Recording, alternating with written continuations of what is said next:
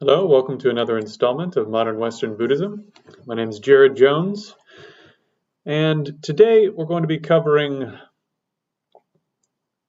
really the first proper instructions since I started this course for training in meditation. So buckle in. We're going to get straight into it after we do a brief review. So I think the next several videos are going to be quite short, including this one, at least short for me. So just reviewing briefly what we covered last time.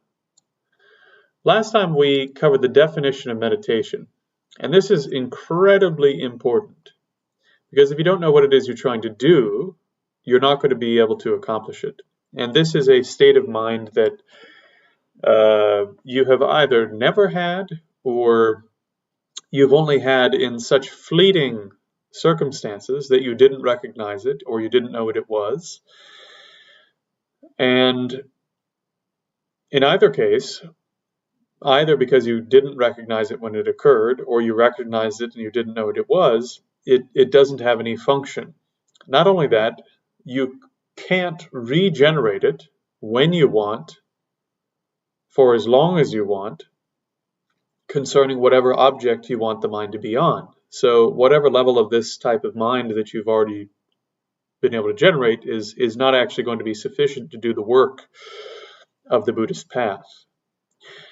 So let me hop back over to the notes.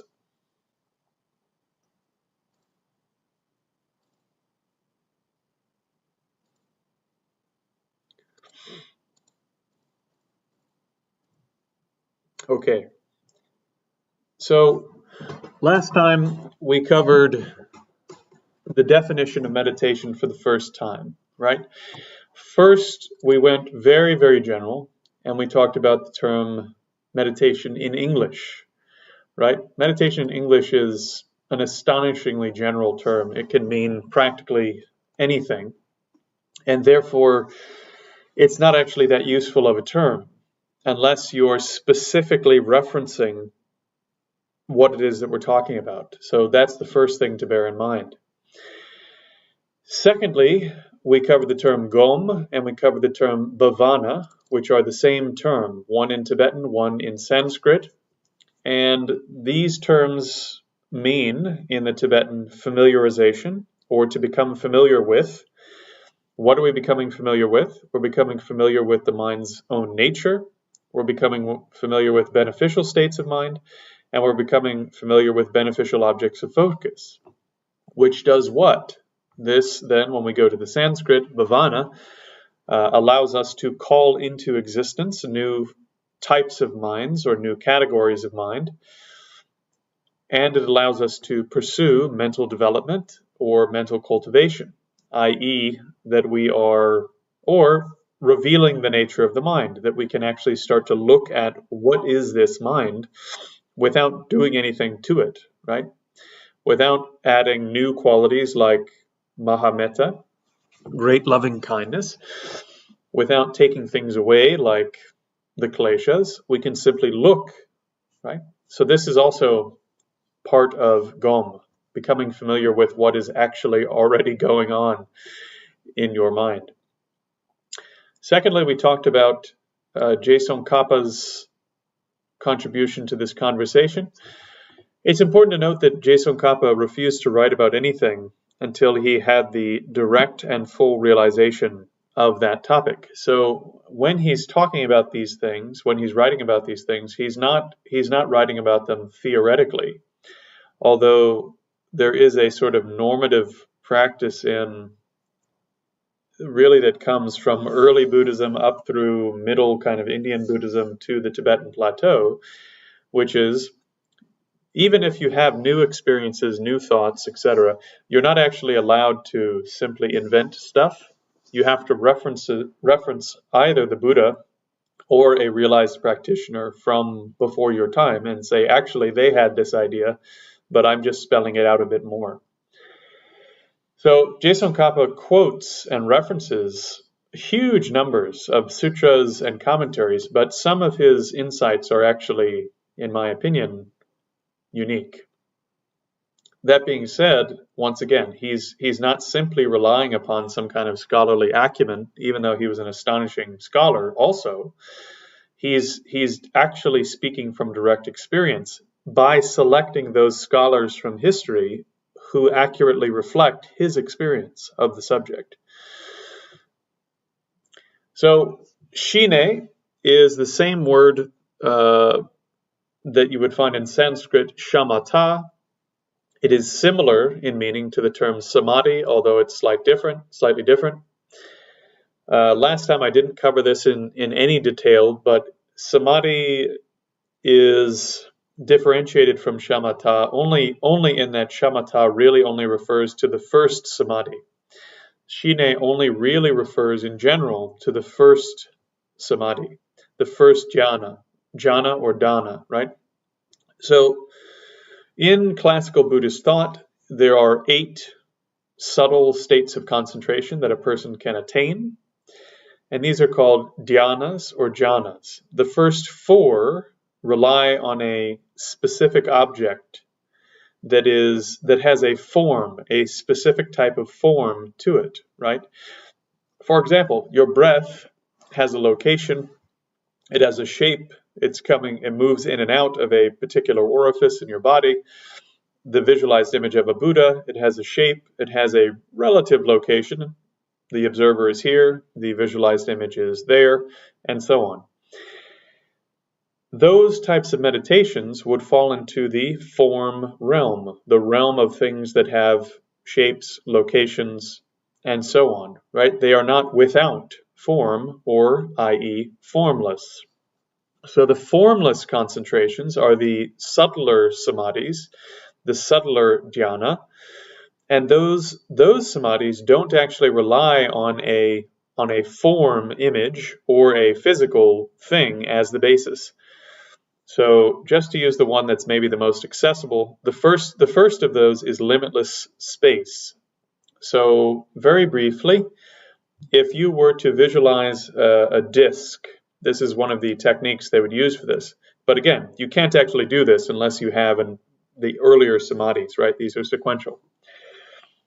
But if you visualize a disk, a white disk, and then you make it a little bigger, and then a little bigger, and then a little bigger, eventually you can make that visualized white disk the size of the room that you're sitting in, and then the size of the building, and then the size of a city block, and then the size of a city, and then the size of the distance between one city and the next city, and then the distance between one country and another country, and then the distance between the center of the earth and the circumference of the earth, and then the distance between the earth and the moon, and so on and so on and so on, until you have a legitimate sense of absolutely unlimited space. When your mind is then legitimately capable of cognizing completely unlimited space in all directions, then you hold that as the object of concentration. And as we discussed before, because all other conception stops, you come to personally identify with absolutely unlimited space in all directions, with no sense of who you are, what you were, what your autobiography up to this moment is, with absolutely no separation in your direct experience between limitless space and what you're experiencing now. And so you can imagine this has a very liberating effect, right? It's quite spacious, it's quite open, it's quite huge. Now, of course, the Buddha said, to paraphrase, he said, I did a lot of that type of meditation, and it doesn't fix the problem, right? It suppresses the afflictions of the form realm, now that you're in the formless realm, but it doesn't stop the problem. So we need to keep getting subtler and subtler. At some point, you need to go beyond simply going to subtler types of samadhis, because no matter how subtle the object of the samadhi, it doesn't actually fix the ignorance. It just suppresses the ignorance and the kleshas of the previous level of samadhi. This is the sort of standard Buddhist model. And so this is what you need wisdom for. This is what you need the wisdom of selflessness, the wisdom of emptiness for. So how does this then relate back to the Tibetan term shine, the Sanskrit term shamatha? Okay, so in general, I think in particular because the Tibetans in general are trying to get you to go through an extended process of study and training up to the first level of calm abiding and then enter Tantra, that there isn't as much emphasis on the later samadhis, because you will attain those in the process of ascending the bodhisattva levels through the tantric techniques. So those aren't emphasized until much later on, whereas I think, from what I've come to understand, they are emphasized earlier on in the process of training in the Theravadan traditions. That being said, at least here, in terms of trying to attain shamatha, trying to attain shine, trying to attain calm abiding or stabilizing meditation, all of these are synonymous terms. One is simply trying to gain the first form realm samadhi. That's it. The first, depending on which categorization scheme you're looking at, maybe the first or second dhyana, depending on who you're talking to. So what does that state of mind look like? Well, the most important quality for you as a training tool is that this mind will go absolutely where you want it to go, when you want it to go there, and it will stay there for as long as you want it to or need it to for the sake of the training, right? So once again, for advanced meditators, this means that if they need to, for the sake of some training, sit for days or weeks or even months, some Tibetans would say that great meditators can sit for years at a time without food, water, rest, or sleep. We spent a lot of time justifying why that might be possible in the previous video. If you'd like to see the science on that, please go to the other video. Having that kind of capability allows you to do profound training. I mean, with the analogy we used last time, if you take a small rock, which is like a thought about compassion, and you throw it in a huge pond, it has these little tiny ripples that go out across the surface of the pond. But if you can take a huge boulder and drop it in the pond, it's going to have these massive waves on the surface of the pond. And so if you can generate subtle states of concentration up to at least the first form realm, the first dhyana or the second dhyana, depending upon the categorization, well, now you can drop massive rocks in the pond and affect the surface of the water, right? And most of the Buddhist work that you do for a long time will be at the surface of the pond, right? Most of the work you're doing is not in the depths of the ocean. It's actually just getting rid of the turbulence on the surface and replacing that turbulence with other activity that's beneficial, right? So it is directly trying to replace your anger with patience, directly trying to replace your attachment with disenchantment, directly trying to replace your envy with sympathetic joy or mudita, right? When you see other people doing well, you go, wow, that's great. Instead of going, I can't believe they got that. You know, that guy's a terrible person. Why did he get that? Why does he have a nice family? Why does he have that, right? Those sorts of things that we do. Instead of going, wow, in the past he must have been really generous to have what he has. I mean, he's probably not going anywhere good now, but okay, I digress. So what is this mind like? What is this mind of calm abiding like?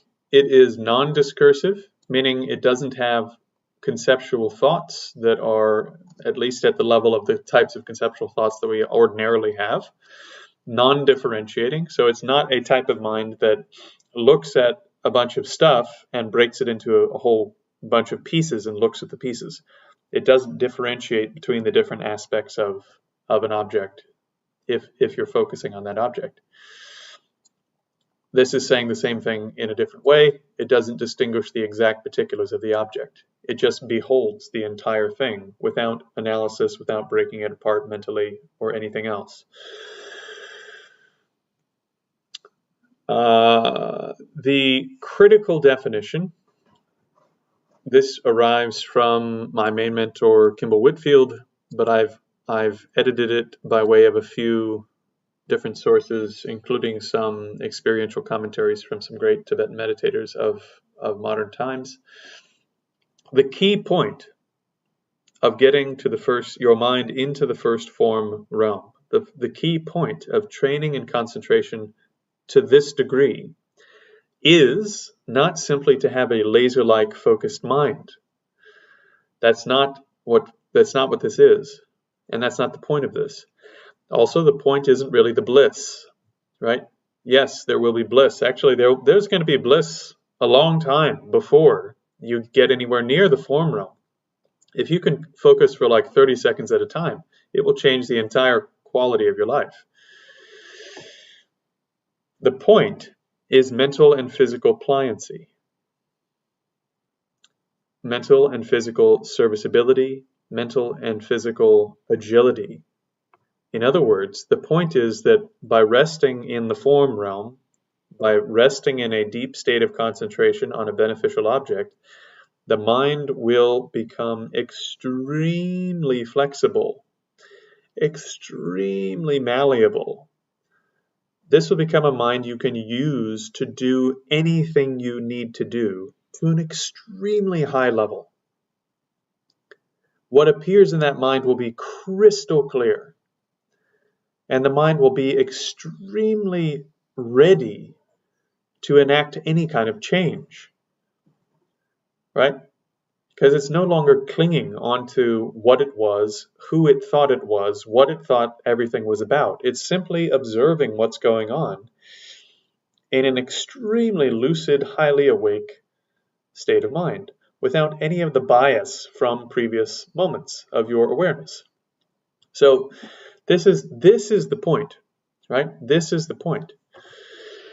It's not that you're going to be slightly nicer or like, oh, you know, everything's fine. Like, you're not going to be sleepy. This is more awake than you've ever been in terms of lucidity. So, if you think that meditation is just about like being sleepy and having no emotions, you need to really, really think through what it is that these texts are saying. Mental and physical pliancy arising from a highly sturdy, highly lucid, unbiased, and skilled state of mind, which can hold attention uninterrupted on a beneficial object for as long as it wishes, while cognizing without conceptually adding or subtracting properties from its objects.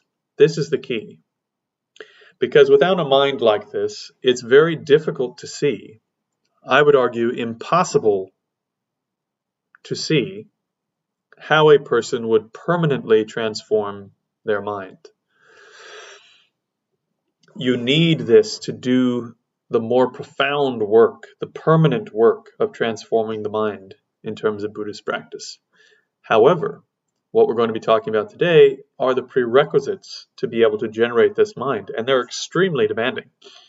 They are not easy. It's actually the prerequisites that are going to take you the next 10 or 20 years. It's not that, in theory, sitting down and just trying to focus on some object is that hard. It's that you don't have the character and the knowledge required to see the process through to the end. That's the problem. And that's what is going to be addressed throughout the course of looking at the prerequisites. Okay. We spent quite a bit of time explaining the definition, which I won't do again. We spent quite a bit of time also talking about is Samadhi, is this state of mind I just described the natural condition, or is it a skill that you've built up? And I made the argument that you could think of it both ways. In terms of advanced practice, it is without a doubt the natural condition of consciousness to be like this. In terms of the formative years of training, meaning like the first 20 years or so, probably not, right? It's probably just a skill that you're building up and learning to use. Okay, so today, like I said, we're going to now, for the first time, really dive into the practical matter of attaining calm abiding, the practical matter of starting a process which will end up with you attaining calm abiding. But this process is very long, it's very difficult, it's actually a bit complicated. And if you really want this, these are the things that are going to be required of you. So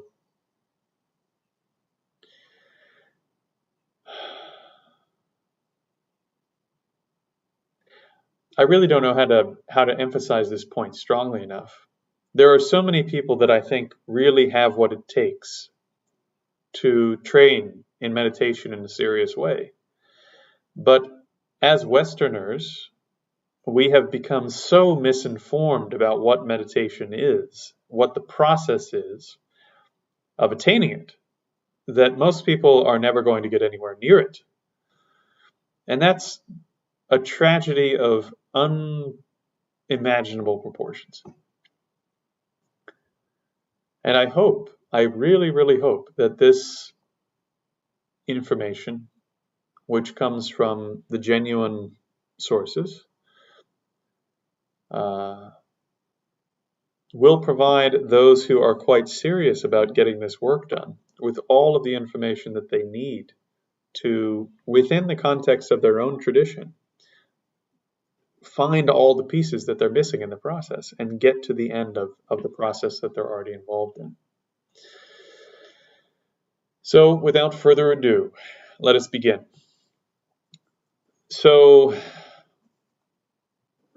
meditation, first of all, stabilizing meditation is a result. This means that it's not something you can do. It's something you must prepare the conditions for. It's something you must plant the seeds for and prepare the soil for, and it will occur all on its own.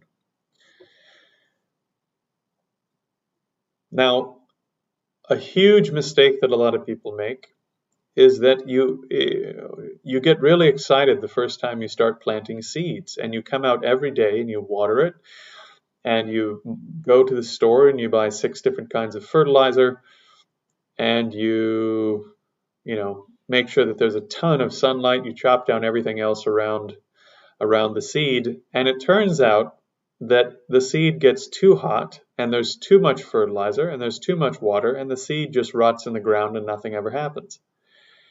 Beginner's enthusiasm actually tends to destroy the results of the training. You can overcome this by trying to adopt an approach that gets rid of a lot of the excitement and attachment from the process. You can start right from the beginning to start to try to get rid of this big I and mine that wants to get something for me out of this process, right? You can start that right away.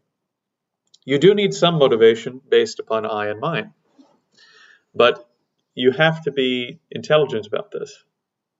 The appropriate amount of fertilizer is needed. The appropriate amount of sunlight is needed. The appropriate amount of water is needed.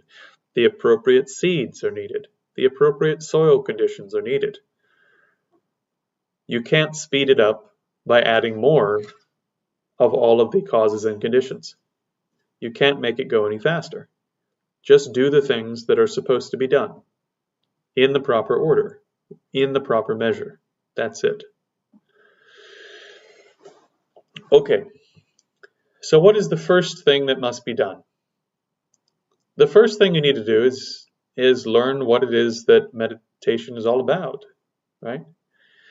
In terms of actually sitting down to do your first session of meditation, you need to know what is it I'm trying to attain? What is it I'm trying to do?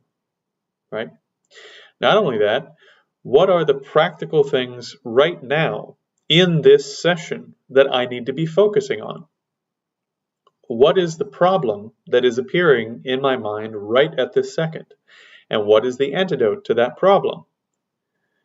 If you don't know what it is you're trying to do, if you don't know what the problems in the meditation process are, and if you can't identify them, and if you can identify them, but you don't know what the antidotes to those problems are, then you can't do this, right? You can't do anything.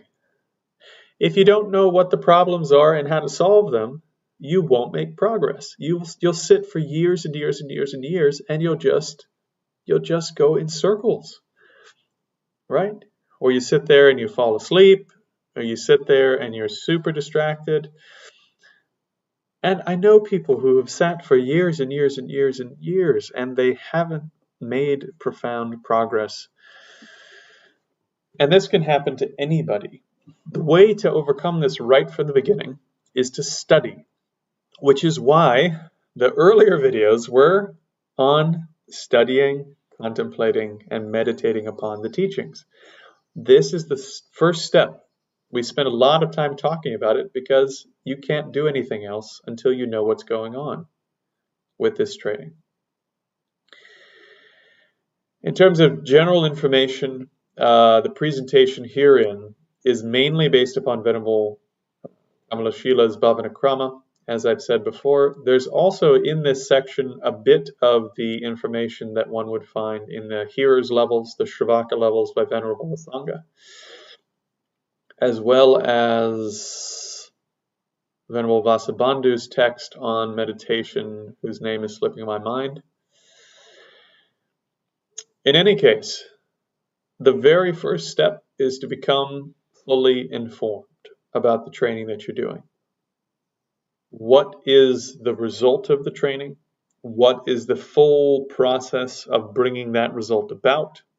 And what ingredients do you need at each stage to make consistent progress in this process? That is the minimum amount of information you need when you actually sit down to begin making real progress in this training. I think hopefully that should be obvious. Now, when you look at the early Buddhist traditions, you find this insistence on samyak drishti, on correct view or correct understanding. And this is really where this comes into play, right? Within the Eightfold Path, the first thing you need to do is understand what it is you're trying to do. This isn't rocket science. This isn't mysticism. Before you do something, you need to understand what it is and how to do it, and where you can go wrong in major ways, and what the solutions for those things are. This is particularly important for us Western people who think that we don't need real teachers, we don't need real mentors, we can just read books and do all this. I mean, first of all, that's completely absurd, but if that's how you feel, then this should apply to you 10 times more than somebody that has a good mentor, shouldn't it? Because now you are completely responsible for identifying all the problems that occur and completely responsible for knowing what the solutions are. Okay. So I've already stressed this quite a bit, and we could take a long diversion into the mentor-student relationship. I may just make a video after this one on that very thing because it's so important. But Buddhism, from the beginning, has been a mentorship-based tradition. I know that everyone likes to quote the Mahaparinirvana Sutta, and they like to say, oh yeah, but at the end of the Buddha's life, he said, just follow my teachings and be ethical and, be a light unto yourself. That's fine if all you read is like the last couple paragraphs of the text. But if you go back and you read the whole text, the Buddha spends a week every single day saying, by the way, this is also his senior students, right? His senior students have showed up after years, decades of training with the man. They're sitting in the audience, and he spends a week asking them over and over and over again, do you have any other questions? Is there anything else that you're unclear about? Have I made everything clear for you or not? And everyone is basically silent for a week, right? So these people who are already advanced students of his, who had the opportunity to ask any question they want before he passed away, for them, he said, you know everything you need to know. Basically, don't quit. Keep going with what you've been taught, and you will make it to the end. That is a completely different message than everyone just do whatever you want. You're your own light, follow your bliss. That is not what is being said here. There are 7 or 8 places in the Buddha's teachings where he says again and again and again and again and again, more or less, you cannot do this without a teacher. You can't do this without a teacher. You can't do this without a mentor. Quite famously, he says, the whole of the holy life. One of his students, I believe Ananda, comes up and says, Master, I just wanted to confirm with you that having good companions along the path and having good mentors on the path, that's half of the holy life. And the Buddha said, no, don't say that, Ananda, don't say that. It's the whole of the holy life to have mentors and companions on the path.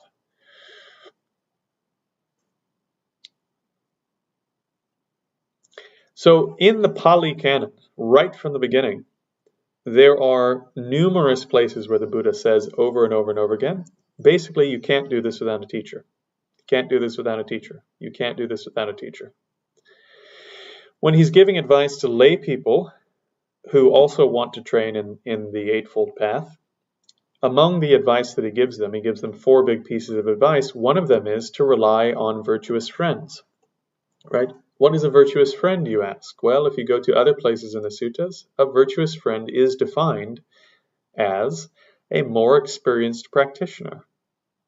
And what do you do with the virtuous friend? Well, with the virtuous friend, you sit around and hang out with them and you talk with them. What are you talking about? Well, there are 4 things you talk about according to the Buddha, and I can't remember them all. But the main things are, he says, you talk to them about ethics and what it is they're doing to train in ethics. And what does the Buddha recommend? In those areas where they are quite strong in ethics, i.e. they're quite accomplished, you emulate them in terms of what they tell you, in terms of how they're mentoring you in ethics. Where they're quite strong in meditation, you emulate them and listen to their instructions on meditation. And some people might be saying, oh yeah, but that's kind of the old-fashioned thing. The Buddhism kind of grew out of that, and that's more of a Mahayana thing now. No, that never happened. If you look at the 2nd century commentary of, what's his name? I can't remember his name. But there's a 2nd century Pali commentary where he says, a monk, it's a quite well-known commentary, name's slipping on my mind, but he says exactly the same thing. And then when you look at Buddhaghosa, who's like the 4th century commentator on the Pali Canon, it would blow your mind. He has 50 or 60 pages on the relationship between the student and the teacher and how the mentorship process is supposed to work. I mean, down to absurd details like, well, in so many words, the kind of pith essence of his instructions are that the student should be willing to die for the sake of the instructions being given to them by their teacher. That's how intense the reliance between the student and teacher should be, according to the Pali tradition, not the Mahayana tradition. And it goes without saying, anyone that's been around the Mahayana tradition knows that the student-teacher thing is quite intense. I digress. I don't want to scare anyone away. This is not something you jump into overnight. Again, there's so many instructions here. There's 100 pages I have written on how do you assess a potential mentor. What are the criteria they should have? How do you make sure that they're not a charlatan, right? It's not like you meet a guru and you're like, oh, guru, guru, guru, it's day 2, but I know that you're an enlightened being. No, that's not how this works. The Buddha has extensive instructions on how to assess teachers, how to make sure those teachers aren't idiots, how to make sure they're not charlatans, how to make sure that they're not going to abuse you physically or financially, after a couple years of hanging around. There are very, very, very clear instructions. Okay, I digress. Most important part, however, of becoming fully informed is spending a lot of time in one lineage of the teachings with a good teacher, a very good teacher, and being mentored by that teacher in that particular way of training in this path. Without that, basically there's no such thing as Buddhism. You can do the ethics by yourself to a degree, but if you want to get to the path of meditation and beyond, you have to have a mentor. There's no substitution. Now, what is it that we're doing in terms of studying about meditation and becoming fully informed? Well, we need to eliminate all of our uncertainties about the purpose of training in calm abiding, what the stages are, and what the results are at various stages, and then the final results of the training, right? So we've already talked about what is to a degree what the result is. We've talked a bit about what the purpose is. So now we're talking about what are the steps and stages, right? The first step, the first major stage is learning about, in a scholarly way, understanding what meditation is. Directly receiving instructions from a qualified instructor, i.e. listening, which can be supplemented but not replaced by also studying sources like sutras, suttas, Indian commentaries, Chinese commentaries, Japanese, Tibetan, you name it. Again, to avoid confusion, just simply to avoid confusion, not because one tradition is better than any other. But it's recommended that you spend at least a decade with one teacher who is a valid teacher, learning one tradition. So you need to become fully proficient in one way of talking about this. That will allow you the mental capability to then start taking on board other ways of describing this information. I would say this is also triply important if you're mixing Buddhist and non-Buddhist systems of training. It's incredibly important that you fully understand what the Buddhist part of this training is, if you intend to mix other things in from other places, including things like the modern mindfulness movement.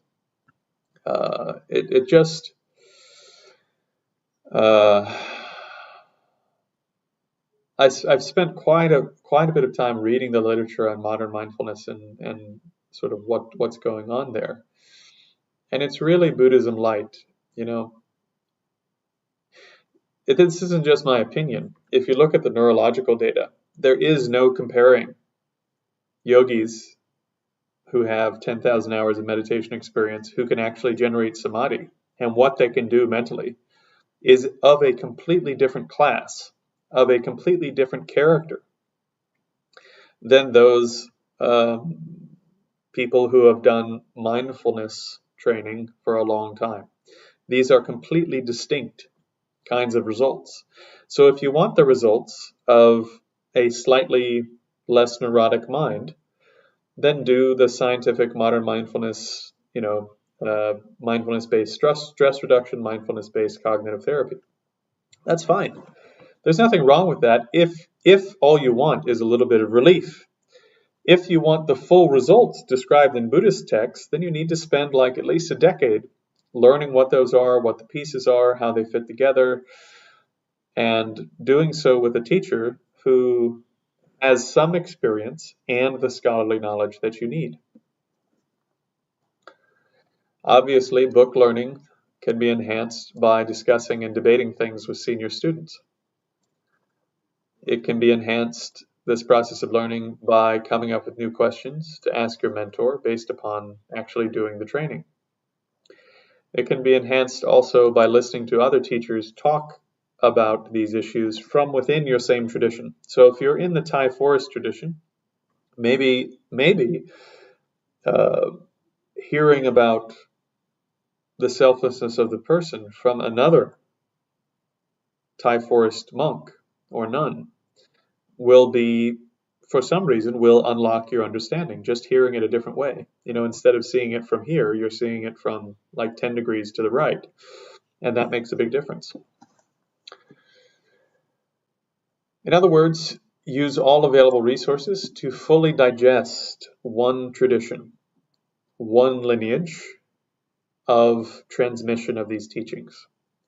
Use that after a decade or more as a basis to then start digesting the other traditions.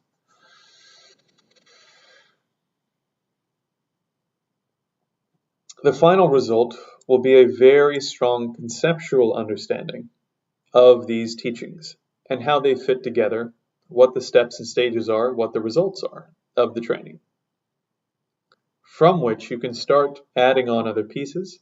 And hopefully during that time you've done some training beyond the study.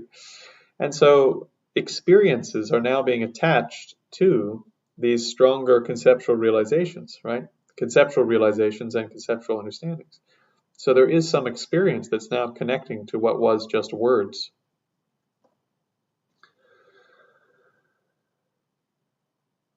According to the Nalanda tradition, if you want to attain calm abiding, having all of these intellectual resources, just a scholarly understanding of the subject in your mind, is one of the preconditions. Why? Why? Because if you don't know what you're doing, you can't do it. And the ways to screw this up are so numerous that you will screw it up if you don't know what you're doing. There are so many places you can fall off the mountain and end up doing what, you think you're still climbing the mountain and you're not. You're just sitting in a hole,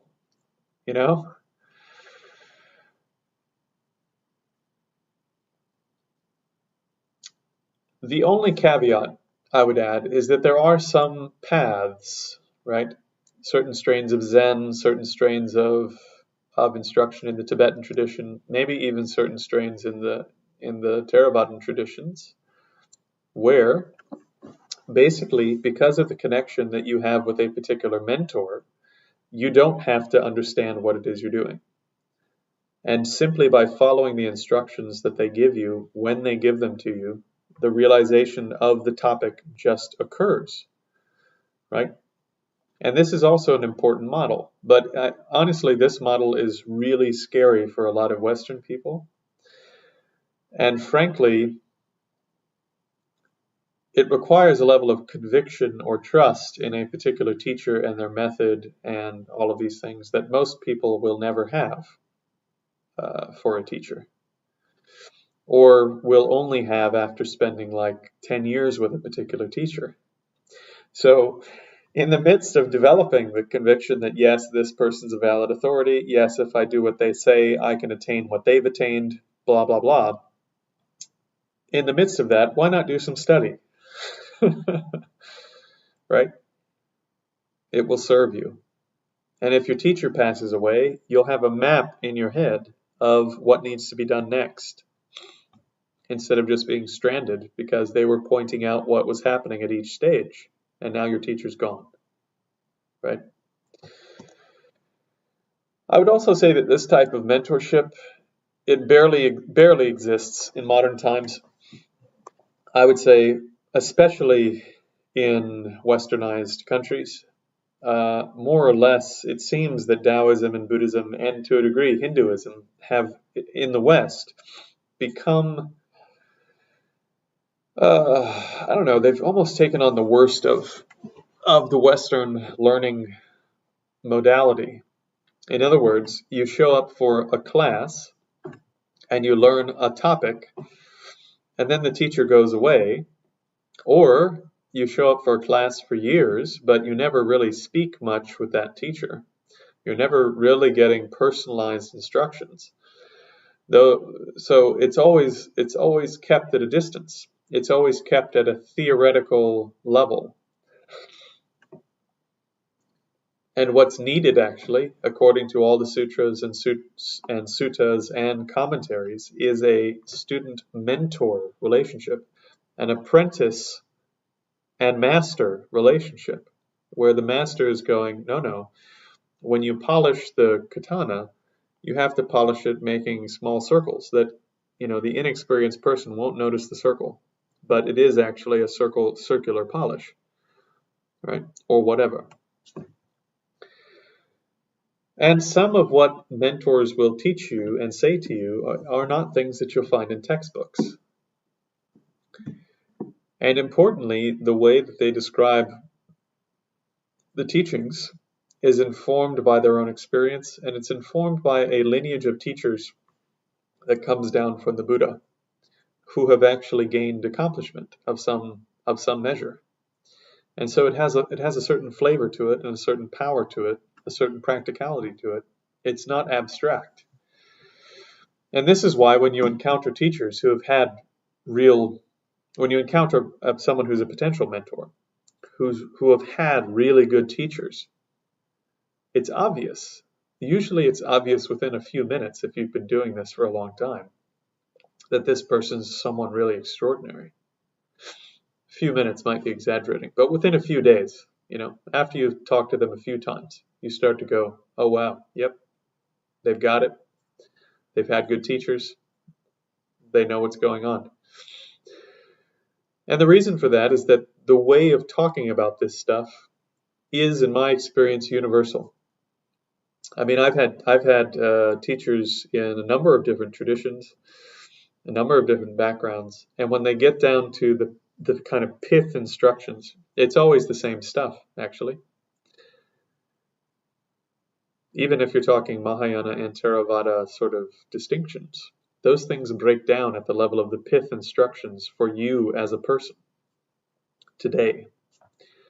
Because whether you're Theravada or Mahayana or Zen or Chan or Tantric or whatever, the three principal aspects of this path, disenchantment, bodhicitta, emptiness, and the three principal elements of the training, ethics, meditation, and wisdom, are always there. They're always there. Okay. I might also add that, for example, a lot of the sort of pointing out traditions in the West, for some reason, people think that it's very anti-intellectual. In particular, Zen. They think, oh, you don't need to study anything, just go sit and stare at a wall.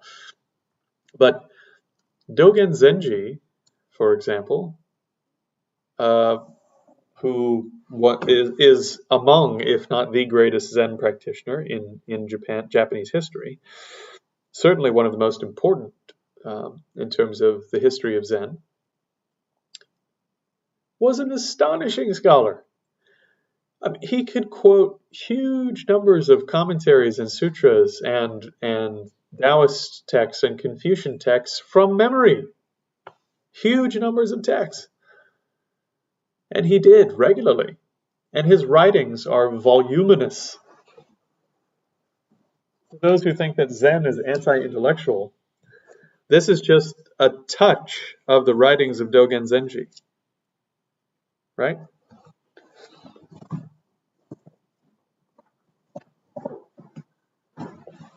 So there's just an astonishing amount of material that a person, in my opinion, should study to really become competent in this stuff.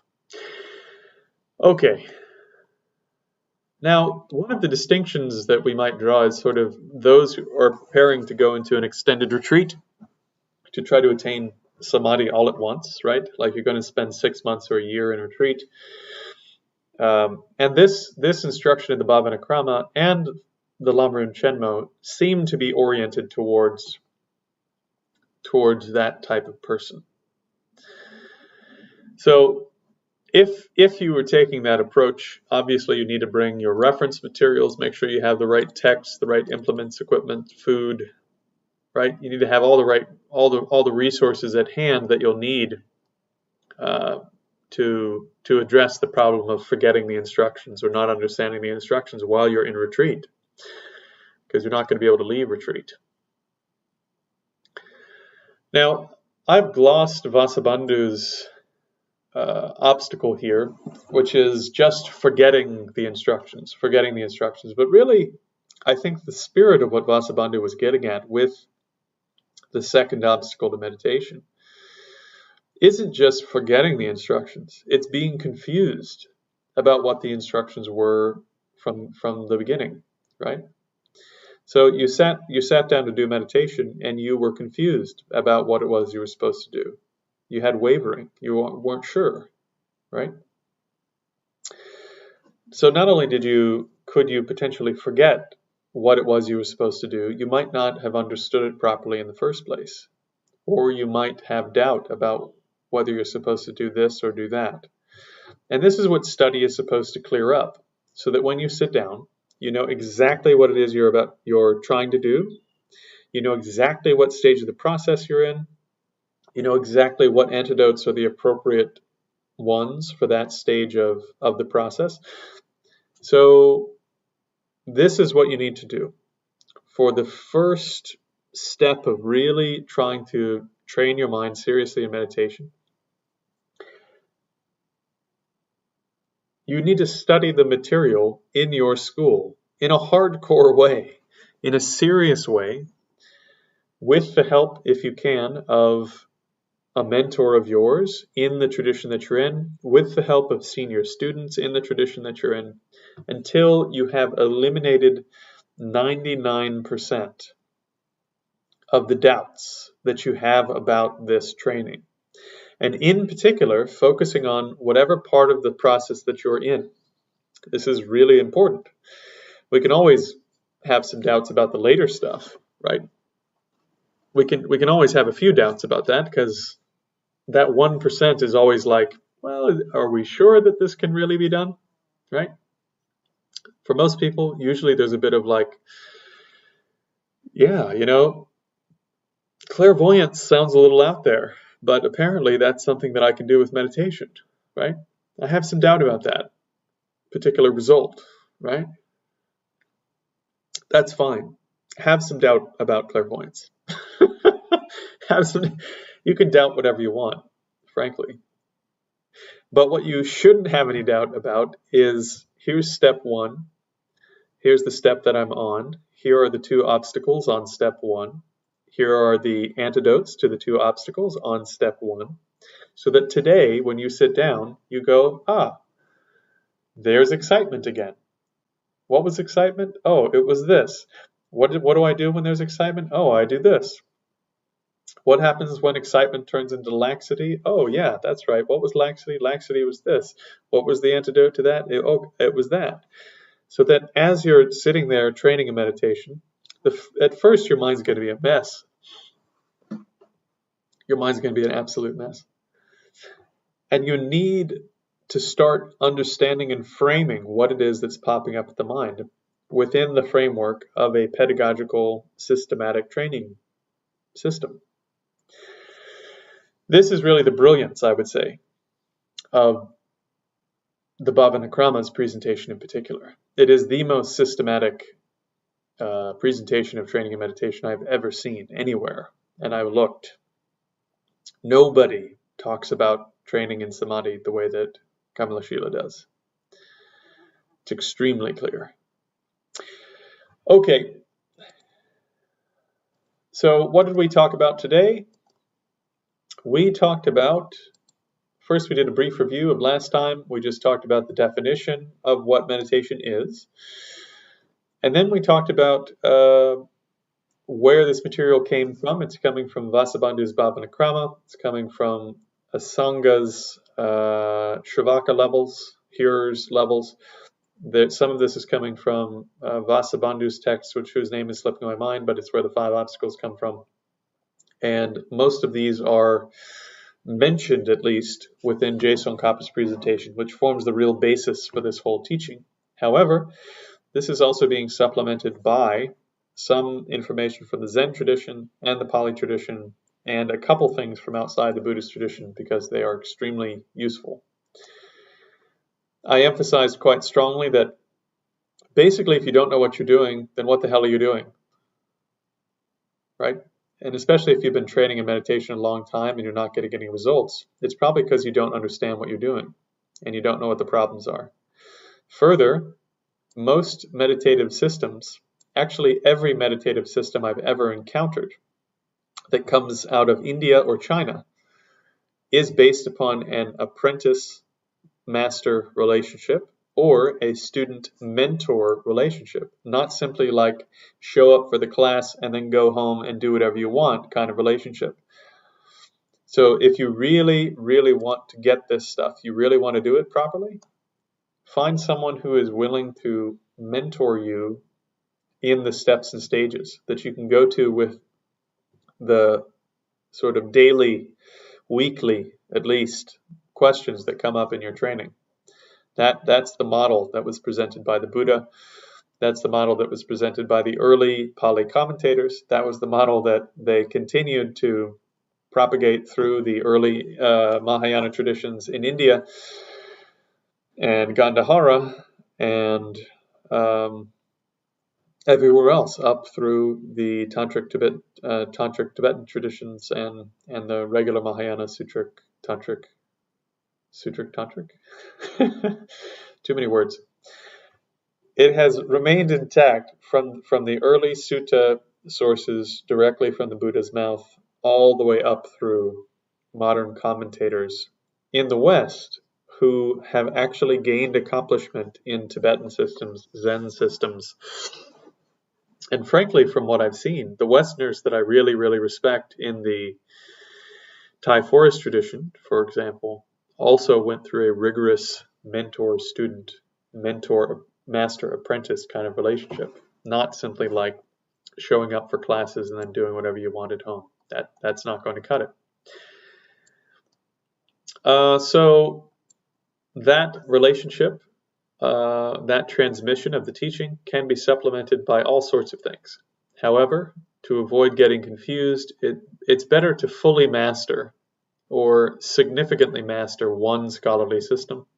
So stick with one lineage, a lineage that is probably close by to you because your mentor is going to be in that lineage. And try not to mix it with anything else for a long time, at least a decade, and really dive deeply into one thing. This goes double or triple when you're talking about mixing the Buddhist system, the Buddhist way of understanding it within one tradition, with non-Buddhist ways of understanding it outside the Buddhist tradition. For most people, that creates huge amounts of confusion. And I know a lot of people that have done the sort of like pick and choose method, and they just don't have the accomplishments. After decades, we're talking, they don't have the accomplishments of those who simply stuck with one thing. And that should be a lesson for all of us. Don't turn into that person. You can also enhance that with discussions with senior students. Obviously, senior students who have been in your tradition a long time are going to know stuff you don't know. So don't be an arrogant dick. Take advice from people who have been doing this longer than you. We spent a long time already talking about listening, contemplating, and meditating in terms of the Kadampa process. That is how you're going to master this material and understand what all these steps and stages of meditation are. Finally, I pointed out that even in those traditions where they're basically pointing out instructions kind of traditions, even in those circumstances where the mentor basically you cut off the sort of scholarly endeavor, and someone is pointing out to you what the right stuff is, right, without explaining it all. Most times in those circumstances, when you look at the old stories, I can't say usually, but more often than not, it's not simply that you have a pointing out instructor and there's no scholarship going on. It's that somebody was a scholar for a long time already, right? Somebody was already really accomplished in terms of intellectual understanding. And then they found a mentor who could help them bring all the realizations to full fruition very quickly. That's usually how this goes. Well, usually is too strong. There are a lot of different circumstances. But pretty much, again, if you're watching this video and you're not being mentored by a green-skinned yogi in a cave somewhere, then this probably isn't you. You probably are going to need to learn about this stuff rather than encountering a great yogi who gives you the essence. Also, Zen is not an unscholarly tradition. Zen is a highly scholarly set of traditions. I don't know how it got so weird here in the West. So, amongst Vasubandhu's 5 obstacles to meditation, this is the second one, forgetting the instructions. But not just forgetting the instructions, it's basically not knowing what it is you're supposed to do when you sit down. And not only not knowing what you're supposed to do, but having like doubts about what it is you're doing while you're sitting there. You need to get rid of the doubts, right? So that when problems occur in the meditation, you know absolutely what they are. You identify them properly, you bring up the appropriate antidote immediately, and you bring the mind back into the state that it's supposed to be in.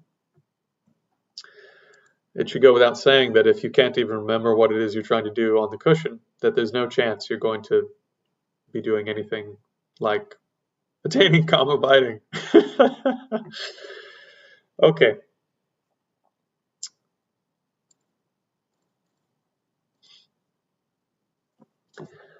Thank you so much for joining me once again for this installment of Modern Western Buddhism. And I'll remind you again, I do have a Patreon in the links below, and the money from that goes towards supporting my own practice and purchasing scholarly resources related to Buddhism, as well as donating to charitable Buddhist causes. So if you'd like to contribute, it would be both meaningful and appreciated. At the same time, it's not my intention to raise a bunch of money and become wealthy by doing this, which is why any money that comes in that way only goes towards my own training and nothing else. So that being said, also if you aren't inclined to contribute, that's entirely fine.